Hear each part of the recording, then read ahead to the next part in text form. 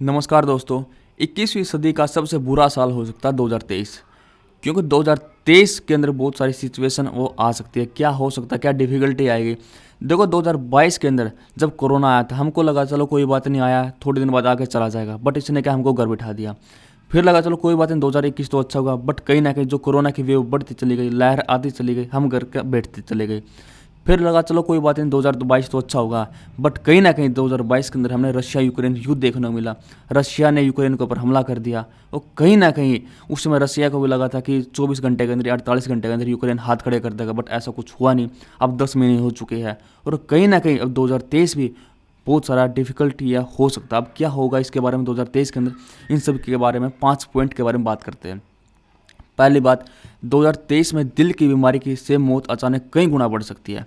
अब आपने काफ़ी बार देखा होगा कि कोई लोग जिम कर रहे हैं या एक्सरसाइज कर रहे हैं, कोई एक्टर है, कोई कोई भी एथलीट है, कोई भी कहीं बाहर जा रहा है, कोई चलते चलते को हार्ट अटैक है। काफ़ी लोगों के क्या है, केस धीरे धीरे बढ़ रहे हैं। अगर बात करें लंदन की क्वींस मैरी यूनिवर्सिटी के स्टडी के मुताबिक, इंग्लैंड में कोविड मरीजों के ब्लड कोटिंग केस 27 गुना बढ़े हैं। अगर हार्ट फेल के केस 21 गुना बढ़े हैं। स्ट्रोक के केस 17 गुना बढ़े हैं। इंग्लैंड में कोरोना से पहले की बात करें तो किसी मरीज को हार्ट ट्रीटमेंट के लिए 1 साल से ज़्यादा इंतजार नहीं करना पड़ता था। तो जब से कोरोना आया, जो कोरोना के बाद 7,000 लोग हार्ट अटैक के लिए 1 साल का इंतजार कर रहे हैं। धीरे धीरे क्या हार्ट अटैक के केस बढ़ रहे हैं। अगर मैं अमेरिका की बात करूँ, अमेरिका में कोविड से पहले हर साल लगभग 1.43 लाख हार्ट अटैक रिपोर्ट किए गए थे, बट जैसे ही कोरोना आया, कोरोना की पहली लहर आई तो ये आंकड़े 14% इंक्रीज हुए। जब दूसरी लहर आई तो ये क्या है, 30% तक इंक्रीज हुए।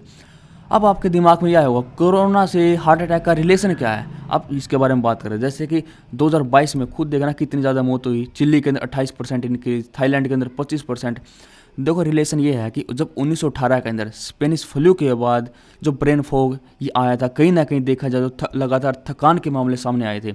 ब्रेन फॉग की बात करूं कि सोचने की, याद करने की क्षमता वो क्या है, कम होनी शुरू हो गई थी। तो उसके बाद स्पेनिश फ्लू के बाद हार्ट अटैक के मामले इंक्रीज हो गए थे।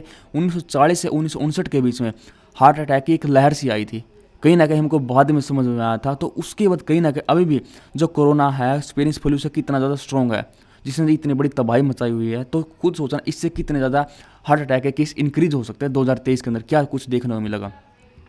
और उसके बाद दूसरे नंबर पर बात करें, रशिया यूक्रेन की वॉर कहीं ना कहीं न्यूक्लियर वॉर के अंदर तब्दील हो सकती है। अब जैसे कि जब रशिया ने 24 फरवरी के अंदर यूक्रेन के ऊपर हमला किया था, क्योंकि रशिया की भी सोच यही थी कि 24 घंटे के अंदर, 48 घंटे के अंदर क्या यूक्रेन हाथ खड़े कर देगा, बट कहीं ना कहीं यूक्रेन को नाटो कंट्री ने, या फिर बात करें अमेरिका, ब्रिटेन, उनको सपोर्ट प्रोवाइड करना शुरू कर दिया। अमेरिका ने तो क्या है, भर भर के मिलियंस ऑफ डॉलर प्रोवाइड किए, आप लड़ो बस, हथियार लो बस, क्या है, रशिया से हारना मत, सेना आपकी होगी, बस रशिया से टक्कर करते रहो। कहीं ना कहीं देखा जाए तो अब क्या है, ये बड़ी सिचुएशन हो गई है। कहीं ना कहीं आपके दिमाग में फिर ये आया होगा कि चलो ठीक है, वॉर छिड़ा तो इससे फिर न्यूक्लियर वॉर का खतरा कैसे हो सकता है। देखो जो पुलित्जर प्राइज है, विनिंग जर्नलिस्ट, उन्होंने खुद बात कही है कि इस युद्ध के अंदर कहीं ना कहीं जो रशिया यूक्रेन का युद्ध है, इसके पीछे कहीं ना कहीं जो नाटो और यूएस की फॉरेन पॉलिसी है। अगर यह युद्ध लगातार अगर बढ़ता चला गया तो कहीं ना कहीं जो रशिया और अमेरिका डायरेक्ट फाइट के अंदर आ जाएंगे। अगर ऐसा कुछ हुआ तो पॉसिबिलिटी है, चांस है कि न्यूक्लियर वॉर हो सकता है। और उसके बाद जो सेपेरियो, डायरेक्टर ऑफ यूरोपियन काउंसिलिंग और फॉरेन रिलेशन, उन्होंने खुद बात कही है कि क्या है, एक रशिया यूक्रेन एक तरह से एक ऐसे ग्रुप के अंदर, एक ऐसे सर्कल के अंदर फंस चुके हैं, खुद दोनों आपस में अलग नहीं हो सकते। क्योंकि यूक्रेन को सपोर्ट कौन प्रोवाइड कर रहा है कि अमेरिका, ब्रिटेन, नाटो कंट्री भर भर के मिलियंस ऑफ डॉलर हथियार वगैरह क्या सप्लाई कर रहे हैं, बस आप लड़ते रहो, हारना ना मत। अगर रशिया है, अब रशिया की भी क्या इज्जत बेइज्जती का सवाल है कि रशिया पीछे हट नहीं सकता। अगर रशिया पीछे हटा तो उसकी क्या इज्जत रह जाएगी। अगर दूसरी तरफ बात करें, वहाँ के लोग हैं, जो दुनिया क्या सोचेगी कि अगर बाई चांस तूने पीछे हटना ही था तो फिर अटैक क्यों किया, 10 महीने हो चुके हैं तो हमने अटैक ही क्यों किया, इतने हमारे रशिया के लोग मारे गए। तो कहीं ना कहीं देखा जाए तो रशिया अगर हारता दिखा या यूक्रेन जीतता दिखा तो रशिया क्या है, अपने हारने के बदला जो न्यूक्लियर अटैक है वो कर सकता है। अगर न्यूक्लियर अटैक हुआ तो कहीं ना कहीं देखा जाए तो अगर ऐसा हुआ तो सेकंड वर्ल्ड वॉर के बाद पहली बार न्यूक्लियर वेपन यूज होंगे।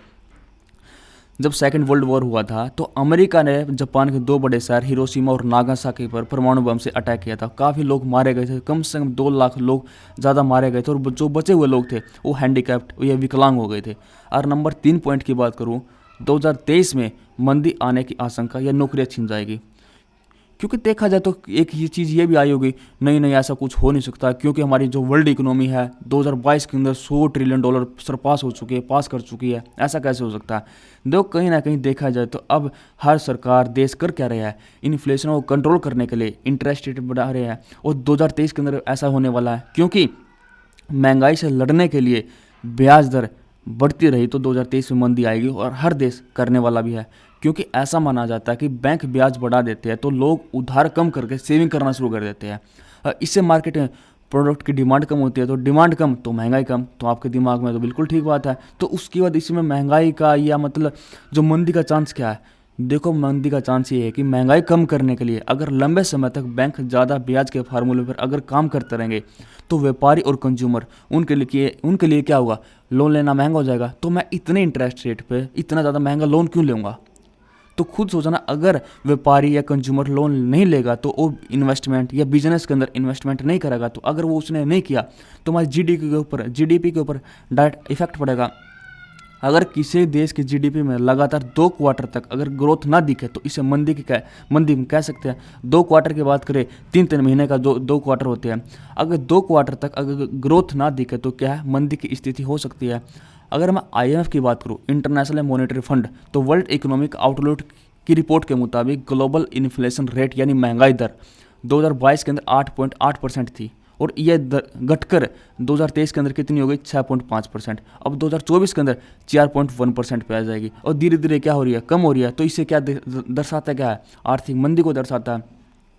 अगर ग्लोबल ग्रोथ रेट 2021 में 6% थी, 2022 में घटकर 3.2% आ गई, 2023 में 2.7% पे आ गई। तो कहीं ना कहीं देखा जाए तो ग्लोबल ग्रोथ रेट है क्या, कहीं ना कहीं देखा जाए और डिक्रीज हो रही है, जो वैश्विक मंदी को दर्शाता है। तो उसके बाद अगर सिंपल वर्ड में अगर बात करूं, सोचना है कि मंदी का सिंपल से वर्ड में, आदमी की जेब में पैसा नहीं है। अब मेरी जेब में अगर पैसा नहीं होगा तो मैं खरीदारी कम करूंगा, दुकान में जाकर खरीदारी कम करूंगा। जब खरीदारी कम करूंगा तो मीन्स उसकी जो प्रोडक्ट है, डिमांड है, उसकी लोड कम होगा। अब डिमांड लोड कम हुआ तो कंपनी क्या सोचेगी, उसकी प्रोडक्शन कम करना शुरू कर दो। अगर कंपनी ने प्रोडक्शन कम करना शुरू कर दिया तो उसको क्या, मैन पावर कम लगेगी। अगर मैन पावर कम लगेगी तो क्या, लोगों को नौकरी से निकालना शुरू कर देगा। अब लोग, क्योंकि खुद सोचना, जब कोरोना आया था तो हर मोस्टली कंपनियों ने क्या किया था, लोगों को निकालना शुरू कर दिया था, क्योंकि उसके पास काम तो था नहीं। तो कहीं ना कहीं वो सेम सिचुएशन हो सकती है। अगर लोगों की नौकरी दाव पे लगे तो क्या होगा, बेरोजगारी हो बढ़ सकती है। अब नंबर 4 पॉइंट की बात करें, super bug can become a big threat in 2023 after corona. Corona के बाद सुपर बग एक बहुत बड़ा बिग थ्रेट बन सकता है। अब सुपर बग नाम की ऐसी कौन सी बीमारी आ गई, इसके बारे में बात करते हैं। देखो, जर्नल लेसेंट हैज क्लेम, उसने एक रिपोर्ट जारी की। उन्होंने कहा है कि सुपर बग की वजह से हर साल 10 मिलियन लोग मर सकते हैं। अब 31 दिसंबर 2022 तक देखा जाए तो कोरोना से कम 60 लाख लोग मारे गए हैं, और सुपर बग से 10 मिलियन लोग वो मारे जा सकते हैं। अब ऐसी कौन सी बीमारी आ गई है। अब देखो, खुद सोचना है, हम कोरोना से बचने के लिए क्या करते हैं, कोरोना की वैक्सीन लेते हैं। जो वैक्सीन ली वो काम करती क्या है, कोरोना से मतलब हमारे अंदर क्षमता पैदा करती है कोरोना से लड़ने के लिए। बाई चांस अगर कोरोना को समझ में आया, ठीक है, ये मेरे से बचने के लिए क्या करते हैं, कोरोना वैक्सीन लगवाते हैं, तो अगर उसने आपको अगर एंटीबॉडी डेवलप कर ली उसने, तो उसके ऊपर क्या होगा, कोरोना के ऊपर वैक्सीन का कोई फर्क नहीं पड़ेगा। कहीं ना कहीं वो क्या है, एक सुपर बग है। तो इसलिए कहा गया है कि 10 मिलियन लोग इससे इफेक्ट हो सकते हैं, और इसके लिए देखा जाए तो कहीं ना कहीं अमेरिका ने इसके लिए बजट भी जारी कर दिया है। तो कितने बड़ी सिचुएशन वो हो सकती है 2025 के अंदर। अब लास्ट और 5वें पॉइंट की बात करें तो कहीं ना कहीं आपने देखा होगा, कोई बहुत सारी ठंड पड़ रही है, कहीं बहुत सारी बारिश हो रही है, क्या धीरे धीरे क्लाइमेट चेंज हो रहा है, और 2023 के अंदर भी ऐसा होगा। और ऐसा हो रहा है कि आपने 2022 के अंदर देखा होगा कि कितनी ज़्यादा पाकिस्तान के अंदर बाढ़ आई थी। पाकिस्तान के अंदर बाढ़ आने की वजह से काफ़ी लोग जो मारे भी गए थे, लोगों के अंदर घर चले गए थे, और कितनी आर्थिक मंदी आई थी पाकिस्तान के अंदर। आज तक वो उसकी हालत सुधरी नहीं है पाकिस्तान के अंदर, हर जगह जाकर चंदा मांगने की कोशिश कर रहा है पाकिस्तान। अब उसके बाद अब गर्मी का वो महीना जब चीन के लोग अपने इतिहास के सबसे गर्म हीट का वेव का सामना कर रहे थे, चाइना के अंदर बात करें। और उसके बाद अभी अमेरिका के अंदर आप देखना, अमेरिका के अंदर या कनाडा में हाल में बूम साइक्लोन की वजह से दोनों देशों के बड़े हिस्से को बर्फ की चादर से ढक लिया है, जिससे काफ़ी लोग मारे गए हैं, काफ़ी लोगों की जान चली गई है। ये सभी का एक एक्सट्रीम वेदर कंडीशन है। अब इसके पीछे क्या है, क्लाइमेट चेंज बड़ी वजह है। अगर क्लाइमेट चेंज मेन की बात करें क्लाइमेट चेंज होता गया है, जैसे कि क्लाइमेट के अंदर कुछ धीरे धीरे कुछ चेंज हो रहा है, कभी गर्मी या कुछ सब क्या है ग्लोबल वार्मिंग वो बढ़ रही है। तो ये सब कुछ सब चीज़ें क्या है क्लाइमेट चेंज, इसकी क्या है, इस क्लाइमेट चेंज इसके पीछे एक बड़ी वजह है।